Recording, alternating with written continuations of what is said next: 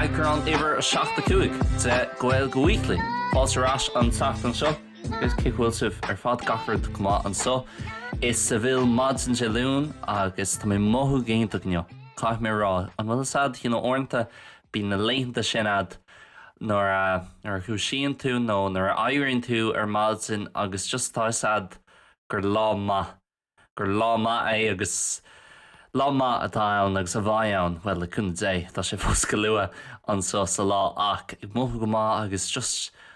ornta bín rud éigean san air, agus bín tú smaoinmh seán lá. So ceann san léitheanta maithe, bí neart struach léitheanta, bí neart léitheanta maithe ach seo ceann san na cín níos fearr ceapam éinos. Tá mé tíocht tar éis dul chun cafiol mar scalach madsin agus bhí mé just ag scríomh cúpla rud síos máid le planna le an teachtain seo agus planna tá gceist agus tócha idir inis agus dear na bliana agus cúpla rud, cúpla tionscadal nua freisin ó bhfuil mé ag obair a thuair na féidir le mór an a ráthúthú a cúpla rud an spargul fad agus just ag mothú ar beidir tar éis mí ó cho gan mór an sppragu agus ag mothú just buganí neisteach maid le rud nó cho agus ag mothú buganí leisciúil ar mad san mohiúm bhfuil rudaí go mé ras bhfuil rudaí ar siúil a rééis bhfuil alán rudaí ó bhfuil simá go muntú agus tá mé dhéirí alán ama chathúir in na rudaí sin agus gurí obair go cruúa a cobar go cruúa i meach agus is slí dearfach ar rudaí ó bhfuil simá go muntú agus rudaí atá simúl dom. So bhí mé ag siúil timpeall i gcónaí ar bhí mé ag dul áit éigean beidir go dtí an leabharlinn nó go dtí an caifé nó áit éigean cos le sin tógam na clúsán lom na earphones agus tréis péród a dhéanamh mar shampla caifé óil nó breakfast bhagam nó cúpla nóta scríomh nó staidir dhéanamh ar rud éigean ag an leabharlinn an sin ná téimeráis ar tagamarráis chuig an seach de Sine Cruise mar teirfa más rud é nach chuil mé ach beidir 5 nóid an seach bín méid siúil slí eile a thugann 20 nóid agus bín mé géisteach le ceol agus bhí mé géisteacht le árán ar madsin bhfuil thuúla mé an tarann sa blintó hin ach just nar tá árán arolalasad ach ní closan tú an tarann sin le blinta agus an sin tagann sé sús éis so a réir bhí mé ag éisteach nó bhí mé ag dultar reels ar Instagram ní cheart an bheith ag cabh méid sin ama ag déanú an rud sin ach bhí mé ar aonas agus tháinig fís an sús leis an tarann Freedom le Pharrell Williams agus mé wow tá an tarann sin just ag le tríon melody agus rudí mar sin anó a bceartam é sin a chur ar na playlist ar Spotify agus an tarann sin a bheith sais downloaded a bheith íslódí agam ar Spotify ónas go mé an éisteach leis an tamar fad agus bhí mé éisteach leis ar madsin agus just bhí mé ní sam dafri sé rud éigen im insín freisin bhí mé wow mar snáran is féidir le seans má ggóil tú éisteach leis an budcréile seo ar Spotify so is féidir le pásaí an bhar seo agus dul agus éisteach le Freedom le Pharrell ach bhí mé smaoine faoi go háir tá sin níos éascan ar bhíonn tú ag siúil timpeall na cathrach ar sam an 10 de bhí na sauna agus tá an gréinnig taitnamh agus tá sé thart ar 5 céim nó beidir 22 Celsius in so tá seoáil níos éascan ag an brad le nar bhíonn sé churbáiste agus tar sé dúrcha agus gachard eile ach ag siúil timpeall ar maidin agus ag smaoine faoin an so agus cad bhíonn sé ag labhairt faoi freisin agus an smaoineh sin faoi Freedom agus scóir le cad atá ag gceist agam anis i a héalagus bhí mé wow na amanta ar smaoine tú tá an saoil just dochreidse tá ornta bíonn sa dochreidse i druc bhealach ach an bhí méid smaoine faoi cichmh dochreidse agus atá an saoil i meach dearfach agus go háir tá samgra mé ag labhairt faoi seo ar agrán cúpla míohin ceapan go mé an labhairt faoi buganí éis sin just i mód nó is slí buganí difriúil an smaoineh sin faoi Freedom nó Saoirse mar an téarfá as Gaeilge agus an méid Freedom nó méid Saoirse atá agin domsa le ar madsin mar shampla go háir beidir tá buganí níos mó agam marall chun mé féin hostia agus nach chfuil schedule sais an suchrithe agam leis an obair mar hapla ar maidin ní ráorm. Alarm ar chur siúil agus bhí mé an dulgtaí an cafe agus gachrad a scríobh síos le haid an seachtain agus nílach rud amháin inne bhfuil sais fixed, sin tá ceacht agam ag seachta clog an ucht, so caiith mé bheith an so, caiith mé bheith ag múna ag seachta clog. Afrós tá ní mé chun é dhéanamh ach má tá mé éirí tá an tíir agam chun an ceacht sin a chur ar ceall ach níos mó go thuirí maid le rudaí maid leis na arts is dócha. Is féidir ar sús ar maidin agus éisteach le aon fudcréile bhfuil mé géirí éisteach leis. Is féidir scríomh má tá mé gur scríomh agus scríomh faoi péród. Tá mé an dul ar YouTube agus féchans ar péród. Tá mé an dul ar siúlóds mar a rinne mé ar maidin agus tá mé an dul ar siúlóds ar 5 nóméid nó 3 óir chlig má tá mé géirí nó an lár fad má tá mé géirí. Tá mé an dul aon áit sa chathair bhfuil mé géirí is cuma. Ní leontain chun stop ar chuirlam, ní leontain rá ó ní féidir le siúil síos an bmhóthir sin, mas rud é gur bóthir peidlí atá a gceist. Cad eile, tá mé an gitar fiocchasús síos leire agus tá mé an aon rud a cheanam. Beidir ní bhaid mé ná é cheanam go má ach aon ára nó aon chord nó aon rud mar sin. Agus just an méid Saoirse, tá mé an dulgtaí an labba ag 2 clog am chrónóna má tá mé géirí, nó tá mé an fannach sús gus é 3 clog ar maidin. Tá mé an PlayStation ar agus éonchlaithe bhfuil mé géirí éimmert. Tá mé an dulga aon cafe agus tá mé an 1 caí a bheith agam. An sad agus orintanta mar hampla tá mé beidir trééis dul sé mí go is rudí táhaach. Just bhí mé beganí leisciúil nó beganí just going through the motions sin frása ionintach ceapan I méile, going through the motions agus just gan a bheith ro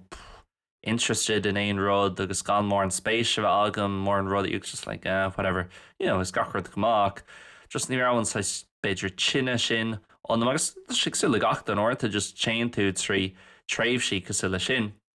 agus ní féidir le mór na dhéanamh faoi mas muoinem féin sir ar an amatas deachar a héal. Níl saman bhfuil mór an chorla a chorthain dom féin nó bhfuil mé an torch dom féin, the kind of past version of myself, mar orintanta just caiithú fannacht agus just taréis cúpla lá taréis seachtain an go ba rudaí níos fearr. Níl saman orintanta saoil agus tá samgóil sé seo buganí díúltach féidir ach seo an iarna domsa orintanta just caiithú fannacht agus caiithú sais tá siagsú le nar atá bád an mhaithin sin ar an áirge agus éiríonn sé an a garbh ar fad agus bíonn ag soína bhád tá a dribblón sin seo bíonar just fannacht agus just keep the balls up agus just sé cínta nach níana tú aon rud amaach agus tréiscúpla lá, tréiscúpla seachtain, tréiscúpla óir ar chlig, tréiscúpla nóid beidir ba sé níos fearr ach orintanta ceapan domsa ar mád san ar aonós agus fiú réir nor a thula mé an tarann sin agus mas rud é ghfuil sa bheith éisteach leis an seo seo go minic ba is agah céó tábhaach agus atá an ceol ina héalsa. Agus orintanta cloisiim rud sa lei sin nó bhí mé géisteach le ar an eile ar mád san freisin agus tá mé géisteach leis an tarann seo go minic le cúpla mí nús chansma go mbeidh sé ar a héin ar mar Spotify unwrapped ag dear na bliana sin feeling le de las mátá aon duine gur éisteach leis an tarann seo agus an sin LA apostrophe S agus feeling FEELIN apostrophe sin an tanam atá ar an áran so mas mín leat féidir le éisteach leis an gceann agus an gceann sin go leiscail agus pás a dhéanamh ar an seo seo. An is freisin tá seagsúla ar nóí marall ar an copyright ní féidirlumm aon áran le chuirteach I lár an fudcréile ach bhrálam é sin dhéanamh agus a bheitsáis seo radio a bheith agam le gCéadaoin Weekly bheith se sin gohíntaach ar fádach tá sé beganí níos deachar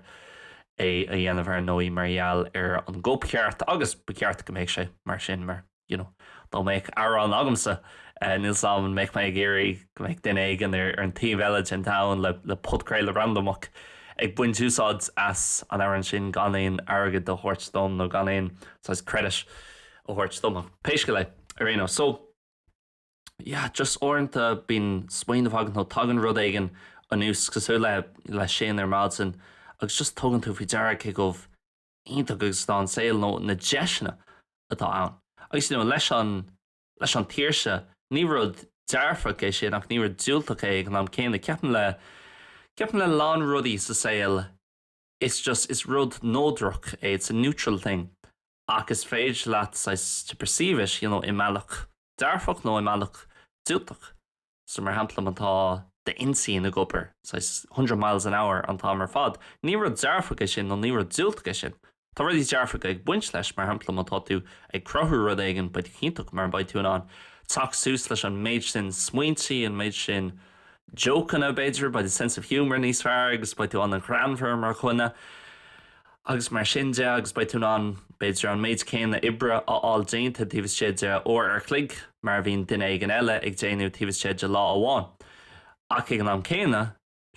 or an sin nach bhfuil tú ag crothú beidir go bhfuil daontín just ag teach sús le rudaí nach bhfuil fear agus bíon a lán imní agat agus mar sin de. So ceapan orintanta le lán rudaí sa saoil bíon muid agrá á go rud dearfach é seo nó go rud dúiltacha. Ach really just is rud cé him mudsa hon rá is rud ma é sin nó struchard é sin just is rud atá gceist le bíon na gachar agus an sin is féidir leat de dhearcha féin a bheith agat is tócha a bheith agat ar an rud é féin. Agus ceapan go na rud céanna i gceist leis an tíirse sa saoil agus na deisina sin agus na rána sin hon airí sús gach mád sin agus rá má tá mé géirí dulg dé ná seo is féidirlam, má tá mé géirí fannach slabba an lá fad is féidirlam. Agus beidir go maiid daoine rá well tá sé éasca dit thonéis sin rá mar níl post níos cúigad ach sin marall gonearna mé cinenne nach mai post agam ó níos cúig. Agus sin marall gonearna mé an chinine nach ra mé géirí post cosúil le sin ach sin an puinte sin cadtá gceist agam le seo. Is rud dearfach é an tíirse mealacha an mar tá sé deachar. Tá sé deachar, ok, is féidir leat rá ok, tá an tíirse agam chun éon rud a dhéanú, tá an tíirse agam chun má fosta ágáil agus rud éigen thomláin nua áthasú ach an sin tá sé an deachar fad chun an rud sin a thosú agus go háirithe maidir leis an targad chun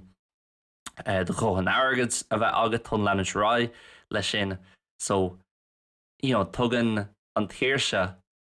atá gin tugann sé deisina dochreidsa dit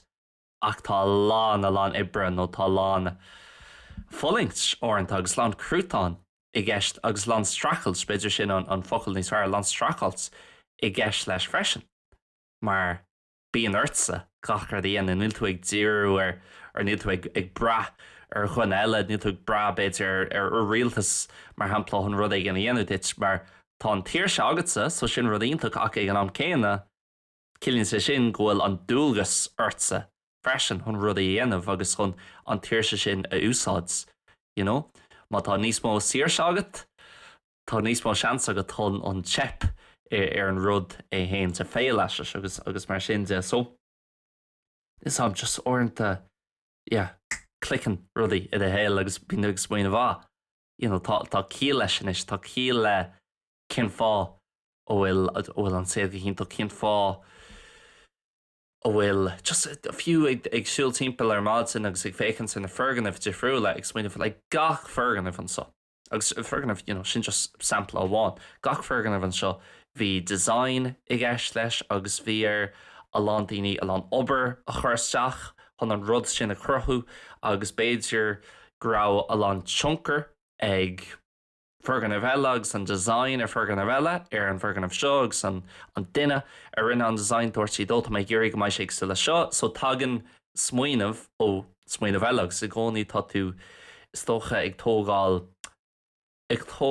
spragu ó rudaí eile agus gachar de crothíon mu níl éonrad an nua. Má tá tú ag scríomh rud éigen a stíl éigen tá an stíl sin agat margheall ar daoine a bhíonn tú ag éisteachló. Agus tá an stíl sin acu, tá an stíl scríbhneoirta sin acu mar hampla margheall ar an chuí a dólam siad a bheith scríomh nar bhí siad san ollscoil agus dólam siad ó lichtarí agus tá stíalscríomh nóirta acu marall an rud sugs, gachard echan much to say actually san íseán réir leis an táhairn sin le freedom le foráil seo an príomhfuointe a bhí acu. Tá sé ar Instagram tá tú géirí áil tá sé leithnach ar Instagram dar bheanam by maximize BY agus an sin maximize agus sin siad a lánfií seánaí gus le seo. Agus sin a rud sin an puinte a bhí acu le níl éon rud nua réala gach rud a chruthíonn tú tagann sé a rud ag an eile agus tá rud ag an anna álan tíomh siide sin mar hampla má a rís tá sé an éascána dhéanamh beidir le scríbhnoirt agus má tá ag scríomh leabhar aigen. Ok, ba de anam ar an leabhar nar atá sé críicne ach really tá méid sin influences ó chuoine difriúla ó amana difriúla beidir influence amháin ó chuna a bhí bio 300 bliain óin agus freisin sunker nó influence ó do bháthair nó sunker nó influence ó chuine aigen a tháinig tú ar an telefís ar don chéadúir. Tagann ar smaointe agus tagann gachar a bhíon na crothú ó gachar eile agus nach bhfuil Saoirse ionach ag buint lei sin gur féid le scríomh faoin gur féid le dul éon áit bhfuil tú ag géirí agus rís tá sé dechar mar ba daine rá ok ach tá agad ag tastal má tá tú ach tá an tíir se agatá an target sin a dhéanú agus an target sin a hiile in éon slí ó bhfuil tú ag géirí nó man bhfuil tú ag géirí an target i chus féidir leat mar hampla dul áit aigen agsúil beidir go dócha sé mí ó gá ach tá an tíirse sin a gin ar fád agus sin rud aigen is sam just bhí sé i gceist an náisiú sin agus bhí sé ar insín ar mádsan faoi áinnta tá sean ééis go dul trí an saoil ar fraúpla mí agus just bheith ag déanana dearmid ar chéchomh speisialta agus atá an saoil agus go háirthe tá tú gopur beidir i busnach dat níon leat nó má tá tú anna chonóthach le rud aigen agus tá tú anáis déirithe teach ar an rud sin tá tú an zoomd in ar an rud agus an chuid bheog den picture seo agus déanmid go léir dearmid chun beidir zoom out íanamh agus féchann sé ar an bigger picture ar an íomháin níos mó mar a déarfá. Agus orintanta nar atá seansa agus tá sé antachar na dhéanúintach nar a bhíonn tú ag féchann sé ar an íomháin níos mó agus muoíonn tú faoi cicómh leathan agus atá an saoil agus na deisina sa saoil na áitna difriúla an bíad difriúil in nachát na daoine difriúla ghfuil hartar na sam 8 billiún duine inis timppla dain agus tá gach ile duine go thomláin difriúil ó gach duine eile ó sad an méid tíortha difriúla ar fód an da nó fiú tein termid ar rudí tíomh mu de a hir féin agus de cheantar hain má tá pí páper os de chóir gur féid le scríomh féin gur féid le teachsús le aon smaoinmh ó tú géirí teachsús leis gur féid le féchansréinrad gur féid le ar éisteach léinrad gur féid le dulléáis gur féid le labhairt le aon duine inon slí ó bhfuil tú i ggéirí bí na gachtain ag éisteach le seo tá táirín mar táid in ar gcónaí in áitna in bhfuilmid ná na rudí seo dhéanam tá tú i a chónaí sa choré a thuí mar hampla tá se bháin níos deachar chun rudí cosúla seo dhéanam tá tú i a chónaí fiú in áit cosúla Cuba beidir goil sé bháin níos deachar chun rud éigen cosúla sin a dhéanú ach an chud is mód san na daoine géisteach le seo ina ar gcónaí in éireann san Astráil an nua héileann na Stáitíntia an réchtaintia freisin Canada tíorthaigh sa le sin nó áitina san Eorp freisin an cearmán an rank i gcónaí bíon daoine go háirthe máte leis an bolaíocht an salát an Johan bín stig leabhart fhí Saoirse agus beidir aspa Saoirse atá híach really má dhéon tú dearmid ar cad a bhíon daoine ag leabhart faoi ar nuacht agus tá samgur ag leabhart faoi sin atá an scaite ní mé gurí fiú ar a ríseach just má spain tú faoi a ríis gach madsan ar éironn tú sús tá an rá agat i gcónaí céanáis rud a bhfuil tú an déanamh agus beidir níos tábhairtaí ná sin cén slí ina bhfuil tú chun an rud sin a dhéanamh sin beidir an rud is tábhachtaí domsa agus ní sam just bhí mé gur leabhart buíonn faoi sin mar bhí an smaoinmh sin agam ar madsan agus anáis inspráid sin agus an sppragu sin agus nach chuil sé géintach agus nach like curmú ama é amach nar nach bhfuil ach beidir 7-8 bliain beidir níos lú agin an seo an dain. Nach bhfuil curmú ama I gceist beidir má tá tú just ag déanamh rudaí nach daithníon leat agus má tá tú ag rá déanthe mé, tá mé géirí antanga sin a ólam ach déanthe mé é ag anúpla bliain, nó tá mé géirí glíochar an duine sin nó labhairt faoi an rud sin nó whatever ach chuann tú ar an méar ada é agus just dearann tú á lá an déanthe mé é ach ní inneo. Go háirithe tá sé seo chun airí níos duimhne anis agus deeper níl sam just seo tá mé freewheeling ag an buinte seach sin cear go leor. Bhí méid swinine freisin faoi níl is agin cin fá bhfuilmas an seo. Tá sam bhfuil daoine géisteach le seo agus beidir go greidan siad I ní agus beidir gohfuil an religiún an na táhachtach seans go mbeidh daoine eile géisteach agus beiste grá ní chreid sa ní ar churbe ní matlam an religiún agus cuma níle is a géintena. Sin just arís tá difricht idir a bheith ag creidú ar rud éigen agus is a bheith agat agus níl duine ar an damsa agus ní rá duine ag an riomh ar an damsa arásáis chéad fan géad is acu cin fáhfuil man an seo nó an bhfuil dia an bhfuil power ag an eile hús an sin sa spéir agus just níl is a géantain cad atá gceist leis an saoil just táid ar an líróds seo dar bhanam an dain tá sé ag dul like 1,000,000 miles an hour tríd an universe agus ní bhíon aon duine ag labhairt faoi like cin fá bhfuil man an seo ní dúirt aon duine linn ribh seo cin fá bhfuil man an seo agus cinsáis rudaí ba ceartú ní dhéanú. Ní bhíon aon duine ag labhairt fri sin, so sin beidir níos mó fá chun just rá ceartam péir dhéanú I péir a hatníon lom man bhfuil mé ag chuirteach ar gcuoine eile agus man bhfuil mé ggurtú gcuoine eile ar nó sin an rud is tábhachtaí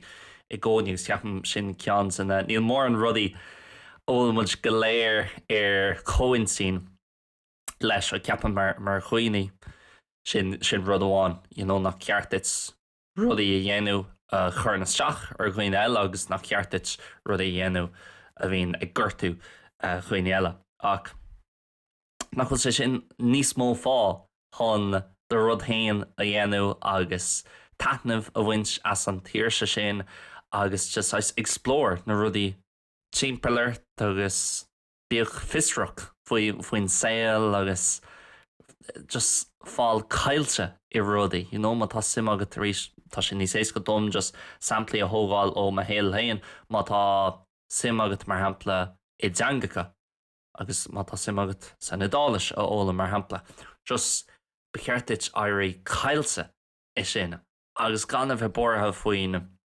an sproch agus an sproch déirnach na inod dus